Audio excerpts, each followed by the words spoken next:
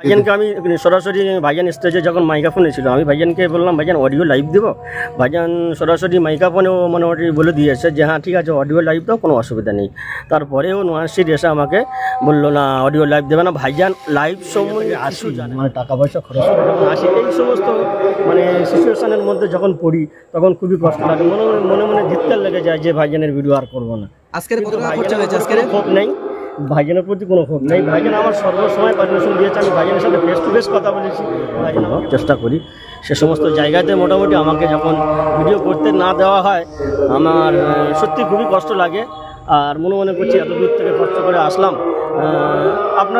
আমি দর্শকদের কাছে সকলকে চ্যানেলের পক্ষ থেকে সাদর আমন্ত্রণ জানাই।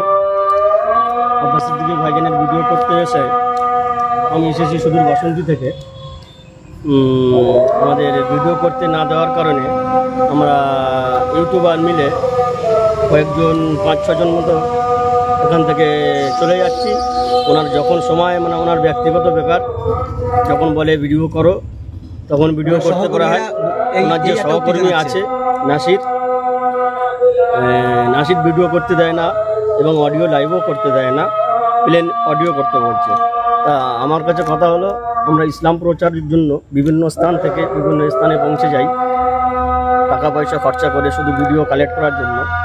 আর সেই ভিডিও কালেক্ট করার সময় বিভিন্ন জায়গাতে খরচ করে যখন আসে আমাদের মোটামুটি কষ্ট লাগে যে এত দূর থেকে এসেছি আমাদের ভিডিওটা করতে দিল না। তা আমি প্রত্যেক অডিয়েন্সের কাছে বা দর্শকদের কাছে অনুরোধ করব এর উপরে আপনারা কি মতামত বা কি কমেন্টে জানাবেন সেটা আপনাদের ব্যক্তিগত ব্যাপার। আচ্ছা, আজকের আপনি এখানে ভিডিও করতে এসেছেন, আপনার সঙ্গে কি ঘটেছে? আমার সাথে ঘটেছে আমি লাইভ অলরেডি ভাইজান যখন নামে সেখান থেকে লাইভ দেওয়ার চেষ্টা করেছি। আমার লাইভের দর্শক দেখে নাসির ফলো করেছে ভাইজানের সাথে যে মোটামুটি ভিডিও কালেক্ট করে বা ভাইজানের চ্যানেল হিসেবে যে পরিচিত, মানে সে আমার চ্যানেল ফলো করেছে বা বিভিন্ন আমরা যে ইউটিউবাররা ছিলাম প্রত্যেকে কয়েকজন মানে লাইভ মানে ভাইজানের নামা থেকে স্টার্ট করেছি। স্টেজের কাছে পৌঁছানোর পরে আমাদের লাইভটা কেটে দিতে বললাম। সেই হিসেবে আমি আমার ইউটিউবারদের যে গ্রুপ আছে 5-6 জনের তাদেরকে নিয়ে আমি বাড়ির দিকে রওনা হচ্ছি এই পর্যন্ত। আচ্ছা, কিছুদিন আগে শুনলাম যে মোবাইল হাত থেকে কেড়ে নিয়ে ভিডিও ডিলিট করা হয়েছে, এই নিয়ে আপনি কি বলবেন? ঢোলারহাট উত্তরাবাদ, তাই তো? ঢোলারহাট উত্তরাবাগে গিয়েছিলাম ভিডিও করতে, সেখানেও ভাইজান আমাকে মোটামুটি ভিডিও করতে নিষেধ করেছে। তখন কি ভাইজানের পারমিশন ছিল কি তখন ভিডিও করা এলাও ছিল? হ্যাঁ এলাও ছিল, বাট নাসির ভিডিও করছিল, আমিও ভিডিও করব বলে আমি যখন স্ট্যান্ড খাটাচ্ছিলাম নাসির আমাকে নিষেধ করলো। আমি নাসিরের কথাটা অ্যাকসেপ্ট করে মোটামুটি নিচে অডিও লাইভ করেছি। অডিও লাইভ করার পরে আমার দর্শক ছিল বেশি, মানে কিছু কম বেশি 1200 ভিউ এসেছিল। নাসির এসে মোটামুটি লাস্ট মুমেন্টে এসে আমার হাত থেকে মোবাইলটা কেড়ে নিয়ে আমার ভিডিওটি ইউটিউব থেকে ডিলিট করে দিয়ে। আচ্ছা, আপনার কাছে ফোনটা কি বলে নিয়েছিল? বলছে এটা ভিডিওটা দেখি বলে মানে মোবাইলটা দেখি বলে মোবাইলটা হাত থেকে সমামের মতো নিয়ে নিল। তারপরে আপনি ওর হাতে মোবাইলটা নিয়েছিলেন কি আবারও? তারপরে আমি নেওয়ার চেষ্টা করেছি, আমি ভাবলাম ভাইজানের সামনে মানে হাতাহাতি না করে ও যেটা করতে চাইছে করুক, তারপরে আমরা সুযোগ পেলে সে সমস্ত কথা বলতে পারবো। তা আজকের ভাইজান কি লাইভ করতে দিতে চেয়েছিল না? ভাইজানকে আমি সরাসরি ভাইজান স্টেজে যখন মাইক্রোফোনে ছিল আমি ভাইজানকে বললাম ভাইজান অডিও লাইভ দেবো। ভাইজান সরাসরি মাইক্রোফোনেও মোটামুটি বলে দিয়েছে যে হ্যাঁ ঠিক আছে অডিও লাইভ দাও, কোনো অসুবিধা নেই। তারপরেও নোয়াশির এসে আমাকে বললো না অডিও লাইভ দেবে না, ভাইজান লাইভ সম্বন্ধে কিছু জানে না। তা আমি দর্শকদেরকে বা অডিয়েন্সদের কাছে রিকোয়েস্ট করব ভাইজান লাইভ সম্বন্ধে কিছু জানে না, নাসির বলছে। তা নাসিরকে আমি বলবো ভাইজান লাইভ সম্বন্ধে যা জ্ঞান আছে তার থেকে আমি বলবো নাসিরের যেন উন্নত মানের জ্ঞান, ভাইজানের থেকে জ্ঞানী মানুষ হিসেবে যেন নাসির বিবেচিত হচ্ছে। তা আমি কিছু না বলে আর আমি কথা কাটাকাটি না করে আমি আমার বাড়ির দিকে রওনা হওয়ার জন্য চেষ্টা। আচ্ছা, আজকে থেকে কি ভাইজানের ভিডিও করা কি বন্ধ? এটা আমি এই পর্যন্ত ভাইজানের ভিডিও করা কিছুই নাই, ভাইজান পারমিশন দিচ্ছে, বাট ভাইজানের সাথে যে সহকর্মী থাকে নাসির সে আমাকে বারংবার মোটামুটি হেনস্থ করছে, অপমানিত করছে, যার কারণে আমরা বিভিন্ন জায়গা থেকে ছুটে যাই ইসলাম প্রচার করার জন্য। ইসলামের ভিডিওগুলো কালেক্ট করে মানুষের কাছে বা বিভিন্ন স্থানে পৌঁছে দিই। সেই হিসেবে আমরা তো আর ইসলাম বিরুদ্ধে কোনো কাজ করছি না। আমরা ইসলাম বিরুদ্ধে যদি কোনো কাজ করে থাকি সেরকম যদি কোনো রিপোর্ট থেকে থাকে তাহলে আমরা আমাদের চ্যানেলের উপরে কমেন্টে আসলে ভিত্তি করে আপনারা যেমন কমেন্ট করবেন দরকার হয় আমি ভিডিও করা ছেড়ে দেবো। সেরকম যদি কোনো রকম অপরাধমূলক যদি কাজ বা কোনো ভিডিও যদি আমার চ্যানেলে থেকে থাকে আপনারা চেক করে দেখবেন। আমার চ্যানেলের নাম দিদারে রসুল ইউটিউব চ্যানেল। আচ্ছা, আপনি কোথা থেকে আর আজকের কোথায় ভিডিও করতে এসেছেন? আমি এসেছি সুদূর বাসন্তী থেকে। আমার গ্রাম হচ্ছে পূর্ব ভাঙ্গনখালী, বাসন্তী থানা অন্তর্গত। আমি এসেছি এখন চম্পাহাটি সোয়াল গলিয়া। আমি স্ট্যাটাসের মাধ্যমে মানে জেনেছি ভাইজান এখানে আসছে। আমি ভাইজানের ফ্যান, ভাইজানের খুবই ভক্ত, ভাইজানকে শ্রদ্ধা ভক্তি করি আমি এবং ফুরপুরা মাদ্রাসার ছাত্র। আমি আবুল ফরা হুজুরের মাদ্রাসার ছাত্র, পীর তামিম সিদ্দিকী এবং সাইম সিদ্দিকীর মাদ্রাসার ছাত্র। আমি সেখান থেকে ভাইজানকে মিস করি, ভালোবাসি, শ্রদ্ধা ভক্তি করি। কারণ আমি 8-9 বছর ফুরপুরা ছাত্র হিসেবে সিলেক্ট হয়েছিলাম। এখনও আমি আপাতত সংসার ধর্মের মধ্যে লিপ্ত হয়ে এই কাজে লিপ্ত হয়েছি। তাহলে আজকের কি আপনি খুব মানে অখুশি হয়ে আছেন না? আজকে অখুশি বলতে আমার খুবই কষ্ট লেগেছে, কারণ আমি গরিব মানুষ। আমি বিভিন্ন জায়গায় যাওয়ার জন্য মোটামুটি আমি চেষ্টা করি ভাইজানের ভিডিওটা কালেক্ট করে মানে ইসলাম প্রচারের জন্য ছড়িয়ে দেওয়ার জন্য চেষ্টা করি। সে সমস্ত জায়গাতে মোটামুটি আমাকে যখন ভিডিও করতে না দেওয়া হয় আমার সত্যি খুবই কষ্ট লাগে। আর মনে করছি এত দূর থেকে কষ্ট করে আসলাম। আমি দর্শকদের কাছে অনুরোধ করবো, আপনি হলে আপনার কেমন লাগবে সেটা আপনি কমেন্টে বলবেন। আচ্ছা, আপনার শেষ পর্যন্ত বক্তব্য, ভাইজান ভিডিও করতে দিচ্ছে বা অডিও করতে দিচ্ছে মানে ওনার ইউটিউবার মানে যে আছে তার উপরে আপনি দায়ী করছেন, তাই? হ্যাঁ, তার উপরে আমি দায়ী করছি।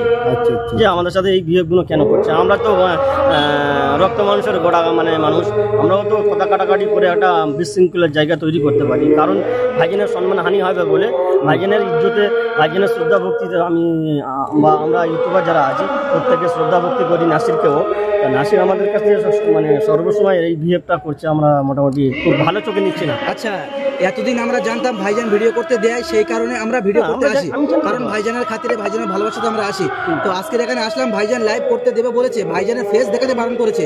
সেই কারণে আমরা নাসিরকে বললাম, ভাইজানের সহকর্মী, ভাইজানের চ্যানেল তিনি চালায়, তো আমরা বললাম ভাইজানের ফেস আমরা দেবো না, আমরা অডিয়েন্সের দিকে আমরা লাইভ করে অডিয়েন্সের দিকে আমরা ক্যামেরাটা ঘুরিয়ে দিব।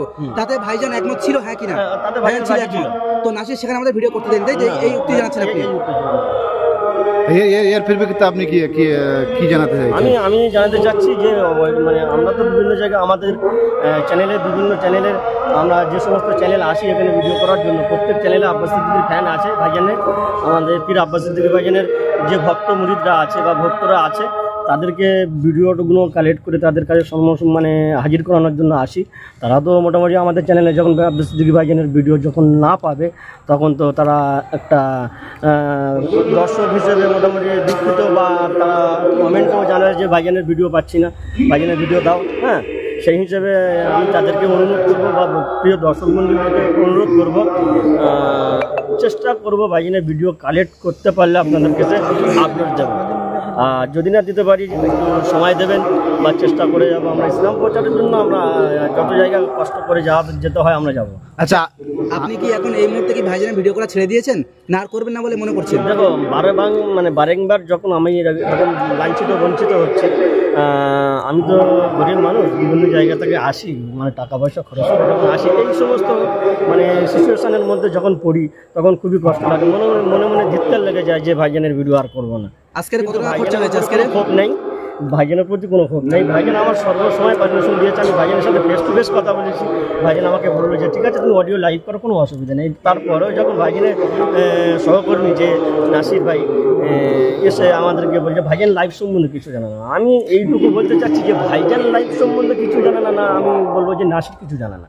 নাসির যদি মানে সত্যিকারের যদি মানে শিক্ষামূলক জ্ঞান কিছু থেকে থাকে, লাইভ সম্বন্ধে যে জ্ঞানটা ভাইজানের থেকে ওর বেশি, এটা আমরাও কল্পনা করতে পারিনি কি মুভমেন্ট নেই বলে। আচ্ছা, আপনি যে আজকে সুদূর বাসন্তী থেকে আপনি এসেছেন, এখানে কত টাকা খরচা হয়েছে আপনার আসতে? এখানে আমার এখানে এসেছেন কিছু সামথিং 250 টাকা খরচা হয়েছে। আচ্ছা, দুপুরে খাওয়া দাওয়া করেছেন কি আপনি? খাওয়া দাওয়া হয়নি এখনো। কি কারণে? ভাইজানের ভালোবাসার খাতিরে, ভাইজানের ভিডিও করার জন্য, ভালোবাসার সে অপেক্ষায় ছিলেন আপনি? ভাইজানের ভিডিও করবো, ভাইজানের ভিডিও করে তারপরে লাঞ্চ করে বাড়ি ফিরবো। যত রাত হোক বা যত সন্ধ্যা হোক আমি মোটামুটি এইভাবে নিয়ত করেছিলাম। এখন আপনি কি কালকের আপনাদের আব্বাস সিদ্দিক ভাইজানের অফিসিয়াল চ্যানেলে লাইভ দেখা গিয়েছে, তাহলে ওটা কিভাবে সম্ভব? হ্যাঁ আমি কারণ একটা কথা কি দেখেন, আব্বাস সিদ্দিকী ভাইজান এমনকি যখন ভিডিও করতে নিষেধ করে আমরা ওনার কথাকে অ্যাকসেপ্ট করে ভিডিও করা বন্ধ করে দিই, কিন্তু বাট উনি কী কারণে বারণ করছে সেটাও আমি জানি না। আগামীকাল